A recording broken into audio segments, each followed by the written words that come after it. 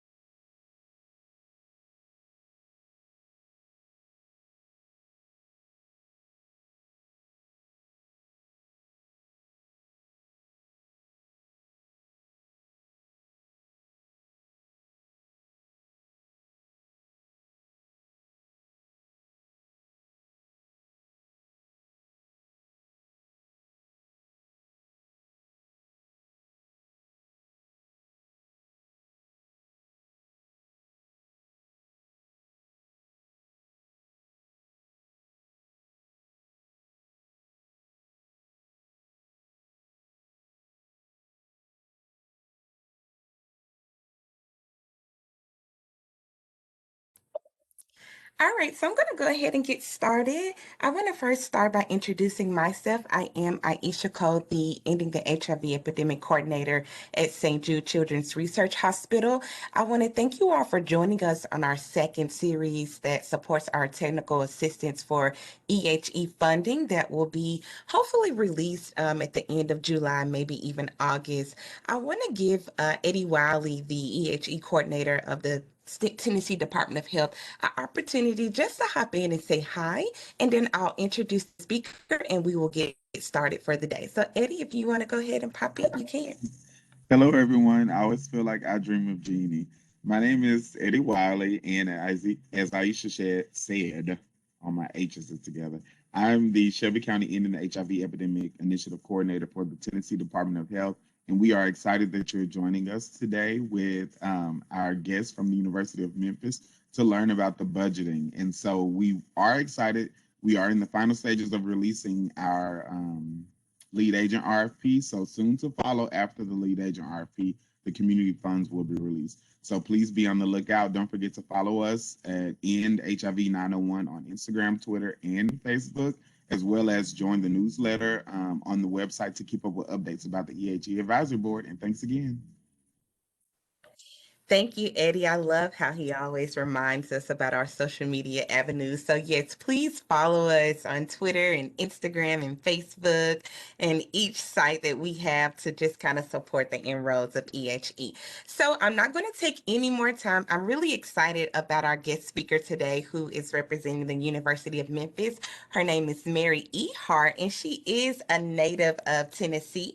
She has been with the University of Memphis for about 6 years. She is the pre-award coordinator for the School of Urban Affairs and Public Policy.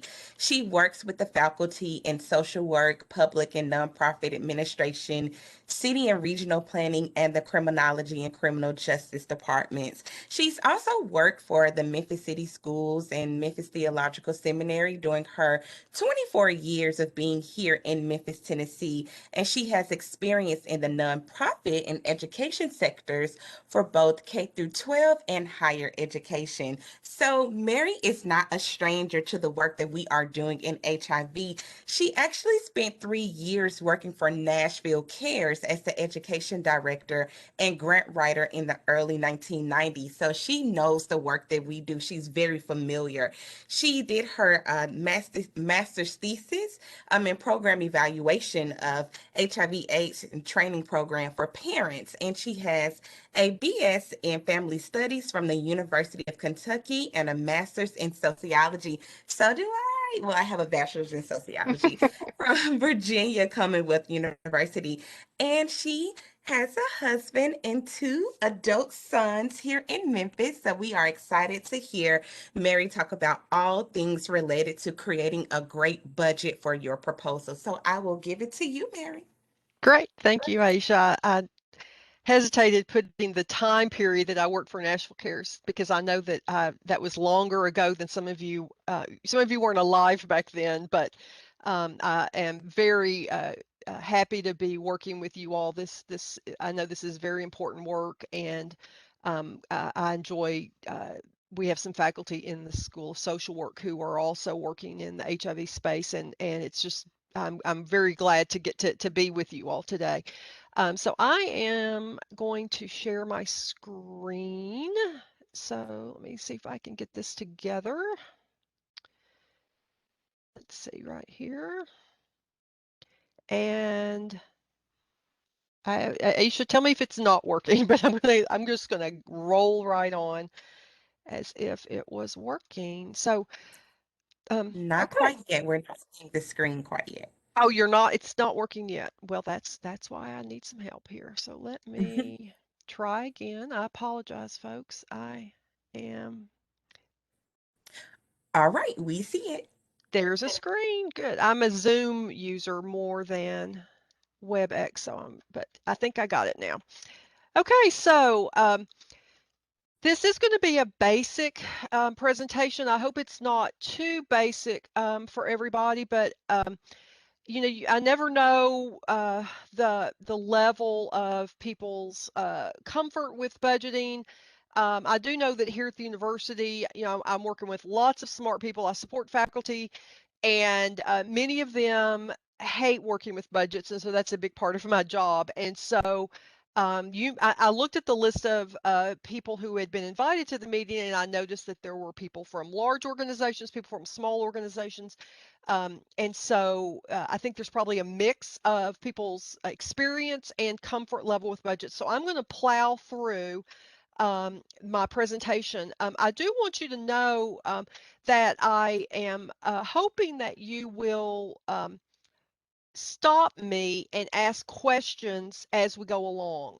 So I think that Aisha and Sherry are going to be monitoring the chat, and so I'm happy for you to share that as we go, or I'm also planning to time so that there's some space for questions at the end. But this is where I'm trying to go. I just want to provide an overview of a process of creating a budget for a grant-funded project. I've got some resources. I know that this is a state coming from the state, and I've worked on some state projects here, and I have a few things to share that might be, you know, when I discovered them, I felt like I had discovered, you know, some miracle thing, and so I thought, I'll pass these along. You may already know them. And then I've got just some tips that might be helpful for folks. So again, I think this will give you an overview of where we're going. So just to get the beginning of how to develop a budget.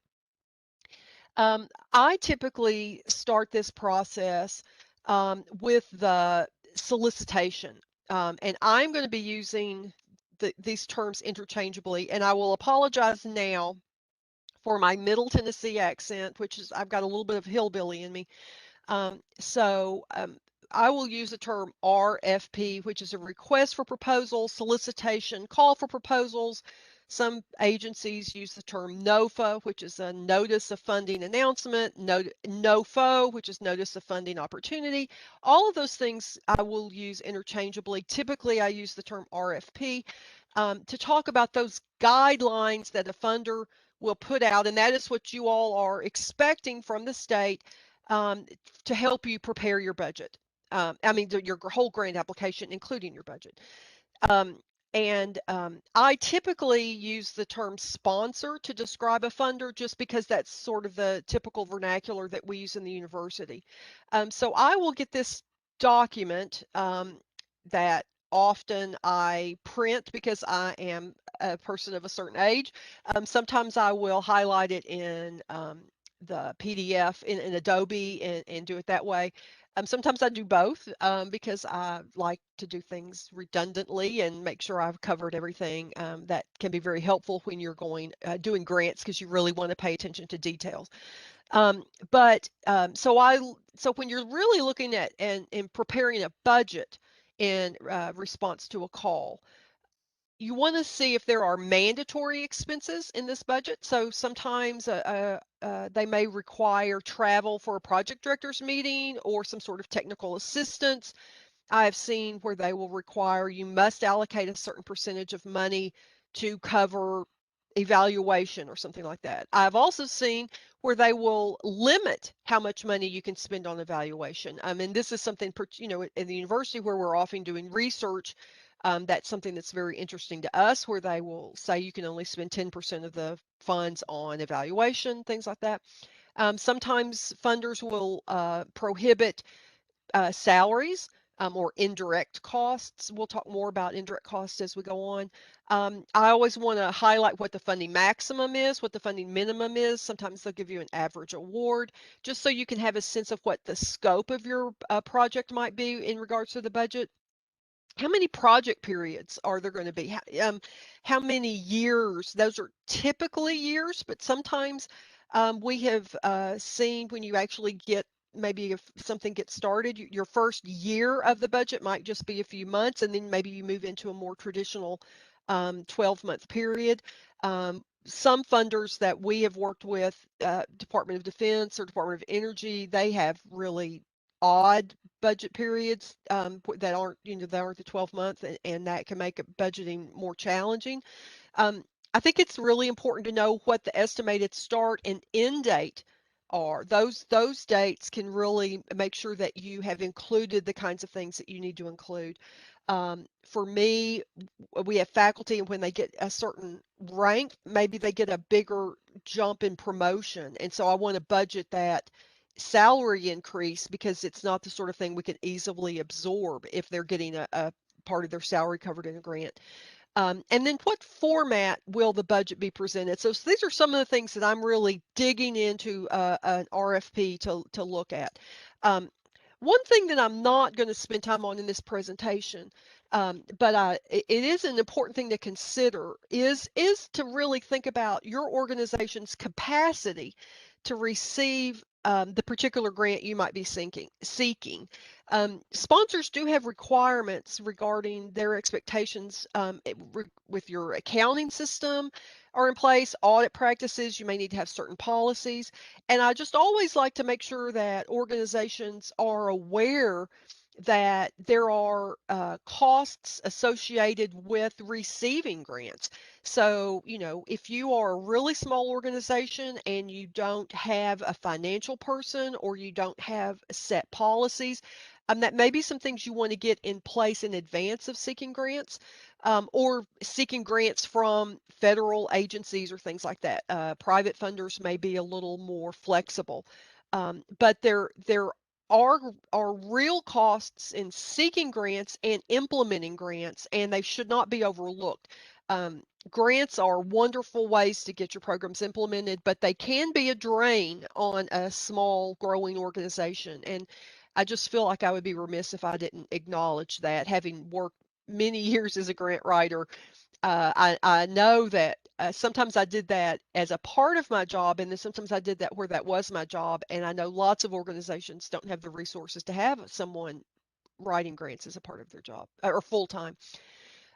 So, as I mentioned, the last step here, what format will the budget be presented? I want to talk about that just for a second. I really think about that in a way as backward mapping. So when I'm looking at budgets, I also want to really know and understand how I am going to ultimately be submitting the budget.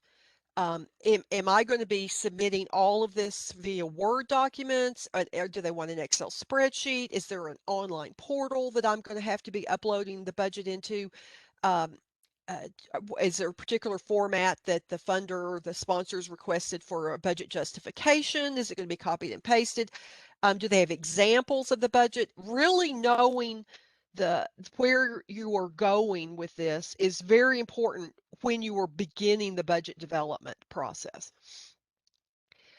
So just to show you, we're going to talk some about different budget categories. This is a standard federal form. It's the 424A. You may have seen this. SAMHSA uses it. The Department of Education uses it. Lots of agencies that you may have applied to would use a form like this.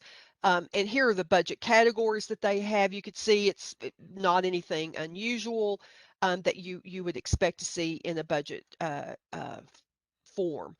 Maybe the similar categories that you have in your organization for budgets. Here's the state budget form, and I see that Eddie is still on.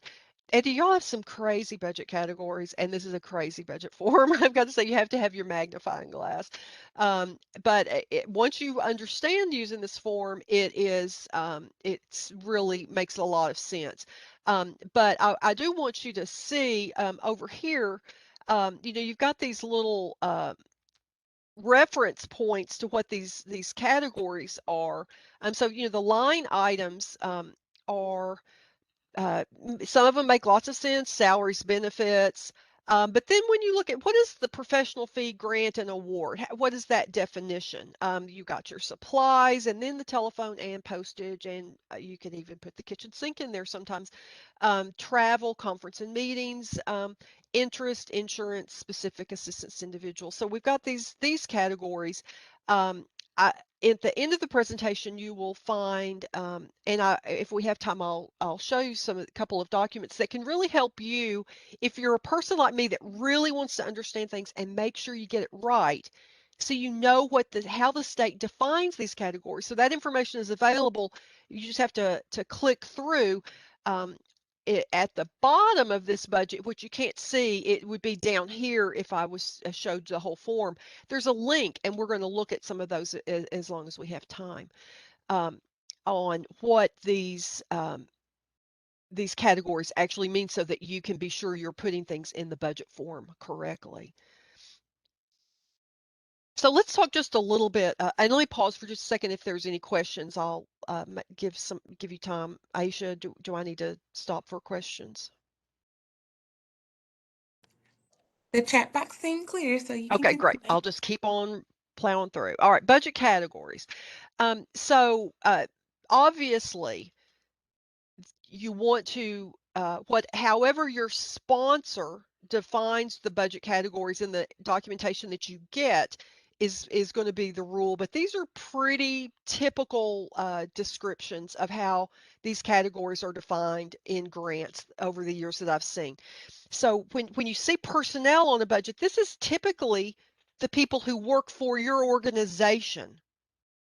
It is your employees, not consultants, vendors, or if you have a subaward out to another organization. These are your employees.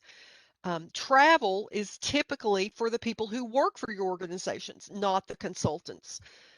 Equipment, this is typically for an individual item that is $5,000 or more. This is typically what the state or federal government are looking at, unless your organization has a different definition of equipment. I've been writing grants for a long time, and it used to be that when we would buy a computer, it would be a piece of equipment. Nowadays, when we buy a computer, a laptop, it goes in that supply item because the cost is not enough. Now, the word computer may be in that budget category, in the way that the folks in accounting track it, but it's not financially in that equipment anymore because it's not as expensive. They're not as expensive as they used to be. So unless the individual item is 5,000 or more, it's typically not going to be equipment. Direct costs and indirect costs. So Let me make sure I didn't skip a slide. No, okay. So the direct costs or the direct charges are the costs that you can directly identify and assign to a project. Um, Indirect costs are somewhat akin to what you might think of as administrative cost or overhead, but they're not exactly the same thing. And as Aisha gave me an introduction, you heard it's very clear. I am a social science type person. My undergraduate degree was actually awarded from the College of Home Economics. I am not an accountant. I'm not a CPA, but the process of creating an indirect cost rate is a very accountant dependent process. But I do want, so you may have seen this on grants, what they talk about indirect costs. Typically, when someone at a university or a large organization is talking about indirect costs, we're talking about our federally negotiated indirect cost rate. And again, complicated process to determine our costs for different activities. So the university, we have an on-campus and an on-campus indirect cost rate for research and then for other types of activities. And there are, we have a several page document that explains all of the things that are included in our rate. And our full on-campus rate for research is 43.5%. It is nowhere near the highest. St. Jude has got a rate higher than ours. Vanderbilt's got a high rate. That rate is based upon the costs to implement projects on our campus and the costs that equipment and all of those kinds of things are dependent upon when you're doing research in an organization. All the infrastructure that's got to be there. We have to have institutional review boards for research, and we have to have human resources to hire people, and all of these different accounting, all these kinds of things are included in that rate. I know that it's easy for nonprofits when you're partnering with organizations like universities to get frustrated with us and our expensive indirect cost rates, because I've been on the other side of that, having worked for nonprofits and at the school system. The rate is quite low for a school system as well. But it's important to understand that these costs are real costs, and if we don't charge them to a project, then we're having to use other funds to subsidize that project. And likewise, if you don't charge indirect costs or administrative costs or overhead, if these are allowed on a grant, then you are having to use other funds to subsidize a project. So I just want to take a little quick poll, and I think if we can just through your raising of, I think we've got, I know there's a little emoji thing at the bottom. If maybe you could raise a hand and just tell me a yes. Does your organization have a current federally negotiated indirect cost rate? Do you use these rates when you apply for grants? Does anybody know, or do you have one? Let me see if I can see any hands going up. Not seeing a lot of hands going up on this. Okay, so no, I see a thumbs down. So you don't have them. Okay, well, so that's kind of what I was expecting. So I just want to talk a little bit about what this is and an option that exists for folks. So at the university, our main rate that we use, and this, you may see this mentioned in a grant proposal, is that we can charge our modified total direct costs. And modified total direct costs are defined in the Uniform Code, the federal guidance, as these things that are on the screen. It's salaries, fringe benefits, materials, supplies, travel. So we're not able to charge our indirect costs on equipment, participant support costs, tuition, and subaward costs above $25,000 per subaward. So, when we're charging our full rate, we're going to charge our full rate on, this is what our modified total direct costs are. Sometimes when we're working with an organization like the state or the city, we may charge a reduced rate, and then we'll charge it on the total direct costs, which is all the costs in a grant budget, and not pull anything out because we're charging maybe a 15% rate. For example, I believe the university sort of has an agreement with Church Health Center that if we're any kind of subaward, we're on a grant project with them, or if they hire us to do something with a contract, we use a reduced rate with Church Health. So we would charge that on the total direct costs. Again,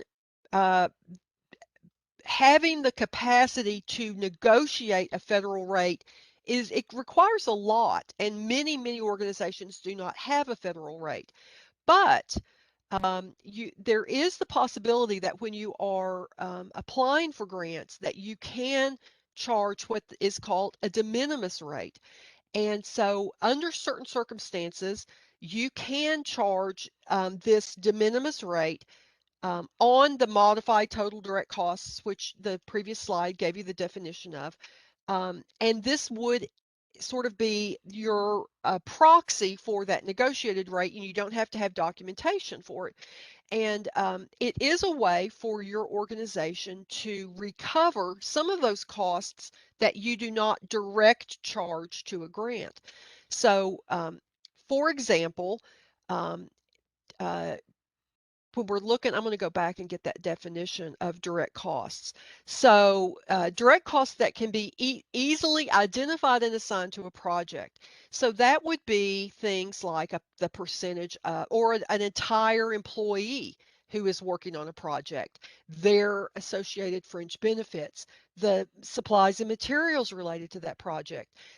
Things that may be harder to assign specifically to a project might be rent or telephones or internet. Some of those types of things might be harder, and those would be included in your indirect costs. Some organizations can direct charge rent. It depends upon how your organization computes these things. But if you have this de minimis rate, then you can recover some of the costs that you would have on these indirect costs that you are not charging to the project. So that is a way for you to cover other things in your budget. I know oftentimes when you're developing a budget, there never seems to be enough money to cover things that the program requires. But I think we also have to look at budgets for the big picture, not just about the program, but about supporting the organization and making sure that the organization has enough money to do the things that are important for the organization to do, like have accounting people and HR people, and some of those indirect costs, if you are recovering them on a project, could help support some of that support, provide support for those functions in your organization. So I just wanted to make sure that you were aware that if you have not ever had a federally negotiated indirect cost rate, and if you were applying your de minimis rate consistently, that might be something that's available to you. So I want to spend just a little bit of time in this part of the presentation. I have a sip of tea there. Talking about how to build a budget. So I mentioned earlier that a common part of my job is to assist faculty in building a budget for a particular project that they're seeking external support for. So I thought if I demonstrated sort of how this goes and sort of walk you through a little bit, that might be helpful for you. So oftentimes, I'll meet with a faculty member and we're going over the RFP, and I'll say, okay, what do we need to put in the budget? And so a person might bring to me what I call a program budget.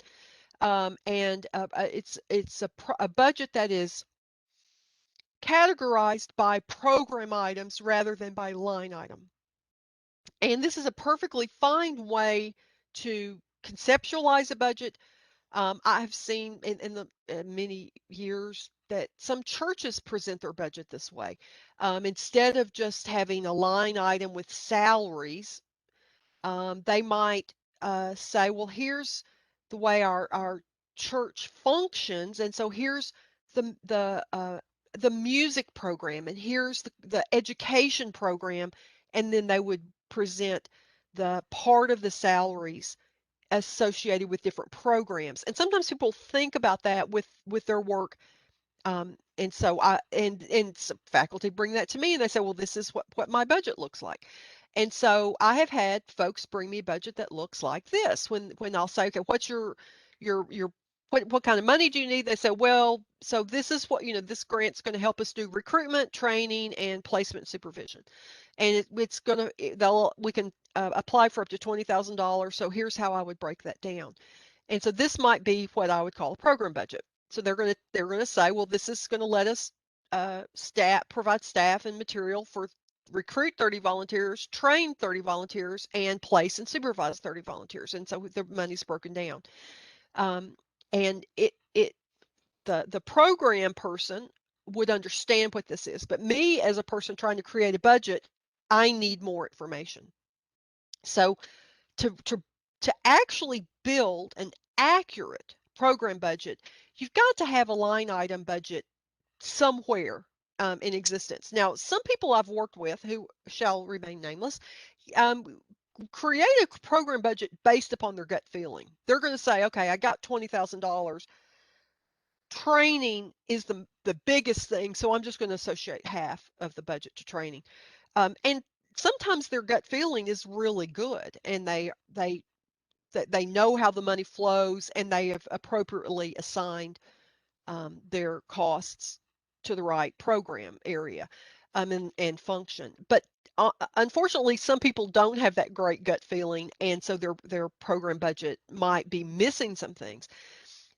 So again, you need that line item budget that's going to back up a program budget. And actually, I don't know that I've ever had to submit a program budget for a grant. So if this program budget is the way you think about your spending, we need to get you to think about line item budgets building into a program budget. So here is a sample line item budget for the same program. So I hope you can see this, and we're going to go over it in more detail. This would be, we have a standard Excel spreadsheet that we use at the university that's got all kinds of formulas in it, and it does some auto calculations, and it's very, very helpful. But you'll see some of the similar budget categories that we saw on the federal categories. Ours match some of those. It's really more what you might see out of NIH because that's a common funder. But we've got our salaries and wages here, and so I've identified the lead person and who gets paid on a 12-month basis, what portion of Deborah Johnson's salary we would be charging to this grant. We're going to hire a student worker who's going to be devoting some time. We have different fringe benefit rates based upon a person's employment category. So you can see the budget is including that there. I've included some travel here for some local mileage to as the driving around town to different projects. I've got a laptop computer because this training is going to require going off site. So we're going to take the laptop off site and making the assumption we already have a projector so we can do our PowerPoints on the go. We're going to hire a trainer to help us with some expert knowledge in some of these trainings. So we're going to hire a consultant to do that. We're not going to bring that person in as an employee. They're not going to be a temporary employee. We're just going to sort of have a vendor relationship. So they're going to be in this part of the budget for me. And we're going to print some certificates at the end, and we're going to make them a little fancy. So I'm going to spend a little money on that. So that's how I've got this out. And so my total budget, including my indirect cost rate, which is our modified total direct cost, is, and I'm charging that on everything in this budget. And so I get to my $20,000. Now, I would like to show you how this might go if I were going to, for example, convert this project budget into, so I showed you the internal University of Memphis budget. But let's say we were going to take this budget, we've developed a budget, and we want to show it, submit this grant to the state. So I'm going to have to convert my line items into the state line items. So here's a sample, and I'm sure you all have seen the state budget form here. So we've got a summary budget, and then we have a detailed budget, which is going to include our budget justification. So here, let's look at the summary budget. I've got the associated salary and fringe benefits in the row for that. I've got the professional fees and awards. And so here's just an example of how do I know where to put this? Because in our budget, it's under other direct costs, but the state budget doesn't have that exact same title. So I went to this link right here, and let me show you what that link becomes, so that if we click on that, then that is this document here, which is, you get to the top. This is a more detailed explanation of what all of these little numbers are. And so I can say, okay, line 4, professional fees, is for outside professionals, consultants, and personal service contractors. Okay, so now I know that it doesn't go with salary and wages, because that is for people who are on my payroll. It's going to go in line 4, professional fees. So let me go back to my state budget. And I know you can't see it, but right here in this column, there's a 4 and there's a 15. And that tells me that when I'm reading this document, I'm wanting to look under line 4 and line 15 to get the sort of a abbreviated definition of how to do that. And the link for this is in the end of the PowerPoint, in case you want to be able to find this Appendix J Policy 03 report. Now, because I am a kind of a nerdy person, I noticed that this is excerpted from the Policy 3 statement, and I thought, well, wonder what that is, because I really want to know how to do this the right way. And I know I'm telling you things about me that I probably shouldn't, because I'm a little bit of a perfectionist on some things. But I've also found this document, which is the Policy 3 statement. And it gives lots more information than most of us would ever want to know, but it also gives all of these information, the items about, it's the same information plus even more. So you can see what is this for printing. If I wanted to put something in line number 10, what is that? What is line 11 for travel? So I've shared that with you, which has been very helpful for me when I am trying to complete state budget. So here I've just shown you here, you can see line 4 and 15. Here are the two summaries. So I know that from my internal budget, I have that $500 for a consultant. It's going to go in this professional fee grant and award.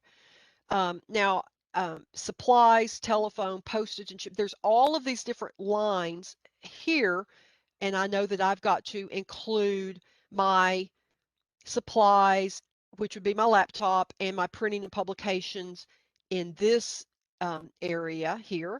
Travel is going to go here, and my indirect costs. So then I get to my 20,000.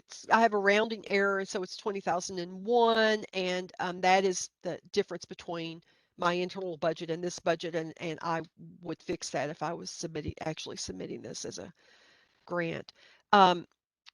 So that is the line item budget.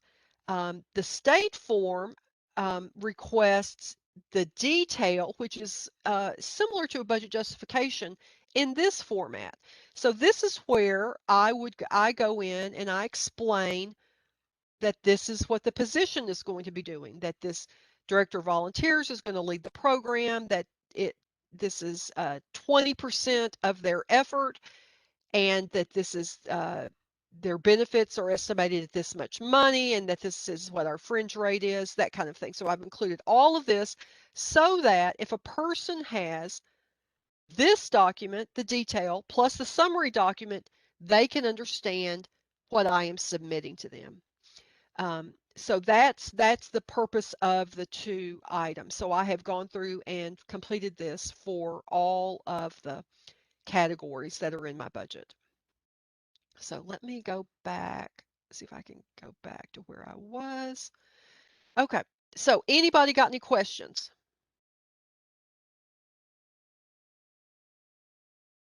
Nope, we're going, all right, I'm going on. Okay, so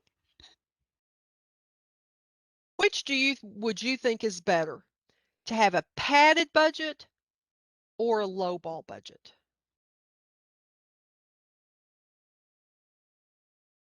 And I'm just going to tell you, it's a trick question because they're both bad because you really want to submit an accurate budget. And here's why.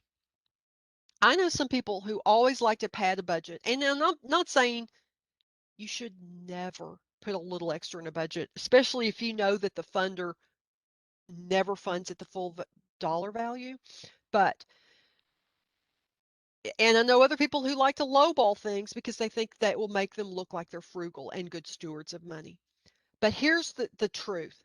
You want to present an accurate budget because an accurate budget shows that you know how much things cost to implement and what resources a project requires. And so you want to look like the expert that you are by presenting an accurate budget. That is another way to show your expertise. So I wanted to include that in here. Okay, match. Let's think a little bit about matching. Um, uh, Many grants will request that the applicant organization will share some of the costs of the project so that the sponsor will not fund the entire cost of the project, that they want you to fund part of the cost of the project as well. And so lots of times people like me and you perhaps will use the terms cost share, match, and in kind, those terms interchangeably. Not all sponsors do, and it is important to review the application guidelines, the RFP, and really understand how your sponsor is interpreting these guidelines on match. Um, so match dollars are real dollars, and they will, if funded, most sponsors are going to require that these dollars be tracked along with your grant funds, and your match dollars are also subject to audit. So you can't just be willy-nilly about what your match is. Um, the and again, most expenditures can only be provided as match one time to one funder. So again, you must have a tracking system in your accounting system in place. So if I was you know we had a whole bunch of grants, and I had devoted part of my salary as a match to all of those different grants, then at some point I have to be done with that because I can't match the same salary multiple times. I can match up to a certain amount, maybe it's 100% for some organizations, maybe your organization will not allow you to do that. But your match, you can only match it one time. So the tracking system is really important. We could spend a whole workshop on this, and certainly this is another area that people in accounting might be best served to answer really deep questions about match. But I do want to show something that I think it helped me understand some things. Last year, we were working on a grant with the state where that had a mandatory match. So we had gotten money from the state to do a certain project, and we had to provide. So the state only would provide 80% of the funds of the project. We had to provide 20%. So you can see on this state budget form, I thought, I know what match is, and I filled this out. And then when we were in the meeting with the person from the state, she said, we have some of your matches in the wrong place on the form, and it made me realize that I didn't have the same definition of match, and I learned something through this. So I just thought I would share this along. Again, many people use the terms match and in kind or interchangeably, but you can see on this form that there's a column here for match, okay? But then there's also a row here for in-kind expense.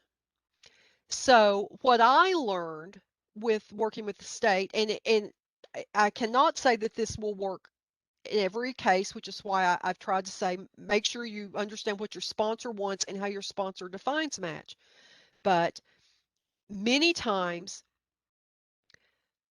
in kind is seen more as the things that are not in your organization's budget. Those might be the value of volunteers. There are ways that you can quantify a volunteer effort.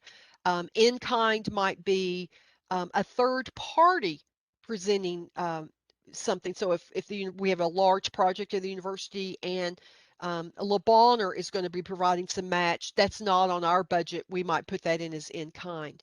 But the grantee match are the things that would be in our budget that do represent real dollars. So if we have a project and we're asking the grant to fund 10% of a person's effort, but the project is really going to require 15%, then that 5% of their effort, their time, is the match and their associated fringe benefits, and that would show up here. So it's not always as clear cut as you might think, and that is, again, I urge you to maybe talk with the program officer with your sponsor and understand how they want you to depict this match, because it can be unique to an organization, to a sponsor. Okay, so I want to talk just a little bit specifically about a budget justification. A budget justification is, I showed you a brief budget justification on that state form. The budget justification is really, sometimes it's called a budget narrative. It is the way to, with using words to explain how your costs were calculated, so what the basis of a cost is, and also why a cost might be needed. That can also be included in a budget justification. So you might say that you have used estimates based upon what you are currently doing. Maybe you're using market rates, quotes from vendors, past trends. I have a link in the resource section from the General Services Administration from the federal government that has a really nice, helpful, it's the allowable federal rate for travel. And so you can see about hotels, the allowable federal per diem. We happen to use that at the university for our travel policy. And so it's really helpful for me when I'm trying to budget for a grant, and so I use the GSA for travel. But those budget items in your line item budget, then your budget justification is going to allow someone to see what that lump of money is. Let's say in the salaries category, what does that represent? And likewise with creating a budget, you're going to want to begin with the end in mind. What is the sponsor requiring in a certain format? Do they have examples? And you really want to anticipate the reviewer's questions and provide detailed information. For example, you don't want something to appear in the budget justification, an item, an expenditure that is not mentioned in the grant narrative. It needs, but the budget and budget justification and the proposal narrative should support each other and work together. A budget justification might be all text, it might be an annotated table, or it could even be a combination of tables and text. And I have found that SAMHSA has a detailed directions for creating the budget justification. And if this is something you're new at, that might be helpful for you in creating your own budget justification. So here is, this is just a screenshot of what the sort of format, and I do have a link to the full SAMHSA justification guidelines, it's guidance in the resource section. But you can see here that they are giving you specific information so you can see where the calculation occurs. So this is the base salary, the level of effort, and then the amount that is charged to the award or the grant. And then this federal request is going to align with what's on that budget form. So that makes it very easy for the reviewer to find what you've got here. And then there's also the narrative or the justification, the words that will provide the information that this also gives you extra space to expand from what is in your proposal narrative.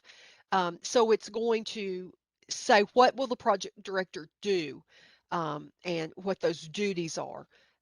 So this is a nice example of a federal, but again, this could be adapted for a variety of funders.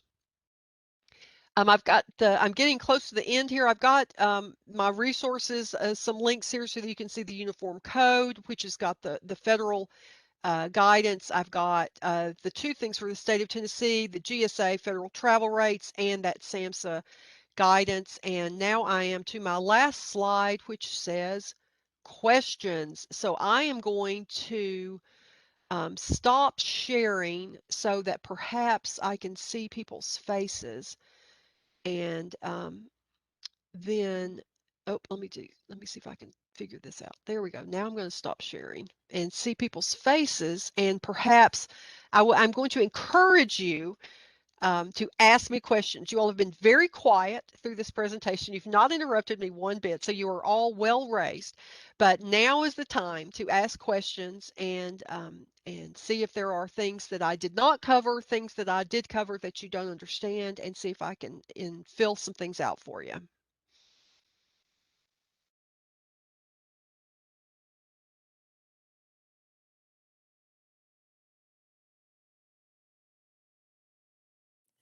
The chat box has been pretty clear, so I think you just did a really good job at explaining Well, everything. I'm going to take it that way for sure. But I second Mary. If you have any questions, then there's a question from Brooke. Yes, the slides will be provided, and we'll also share the recording afterwards as well. So we're getting a lot of kudos. Ray Rico is saying thank you for this so much. Elise says, great presentation, and yes, the slides will be great. It was a lot to take in. It was a lot of information. Well, I hope it was what you needed. It's always hard to know where to go with that, and I hope it was something that you could use. So I tried to think about things that I wish someone had taught me in a presentation over the So years. it looks like you're getting a lot of praise. Patty Lehigh, I hope I said that right. So applicable in so many areas. Thank you. Elise says that this was absolutely what was needed. So I think you hit it right on Oh, the good. mark, Mary. Well, I hope so. Definitely general information. I've led with this before, but I didn't say in the beginning. Of course, we were doing this for EHE budgets and preparation for those RFPs. However, we're hopeful that this is information that everyone can use for any potential grant proposals that will come down the pipeline, related and unrelated to EHE. So I think that, Mary, you definitely covered enough general information to prepare for what's to come. Good. I hope so. And I know we finished a little early, and I know that everyone is probably disappointed about that because I know that now you're not going to know what to do for the next 30 minutes. That never hurts my feelings to get out of a meeting early. So, yes, maybe you can, on this beautiful spring day, go take a little walk or do something that's good for you. You have my permission, and if you get in trouble with your boss, tell them Mary said you could do it. So, Mary, a lot of times after these presentations, we get emails or text messages or what have you, with people asking questions that they probably didn't think of, during the presentation time. So, is it okay, for Sure. them to contact you directly or for us to share your contact information with the Yeah, group? I'll type my email in the chat box just so it'll be there for the recording. Let me see if I can figure out how to do that. There it goes. So there's my email, and yes, you are welcome to ask a follow-up question, or if there's, I may have a resource or something I can share with you. So. Perfect. Thank you. Mhm. And I don't want to hold anyone if you don't have any questions. So, if you have received the information that you need, then feel free to follow up. And if you want to ask some questions at this moment, feel free to unmute yourselves. But if not, thank you for joining us and have a good day.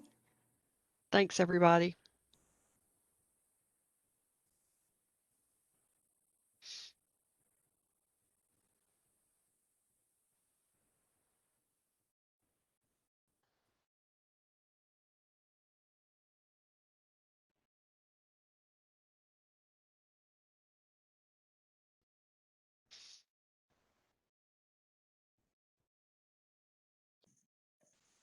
Aisha, your freeze frame is unmatched. Okay. My what? You know how at the end of the show, like on TV, they always say like, and that's you got it. Tickled. Thank you so much, Mary. It was so awesome.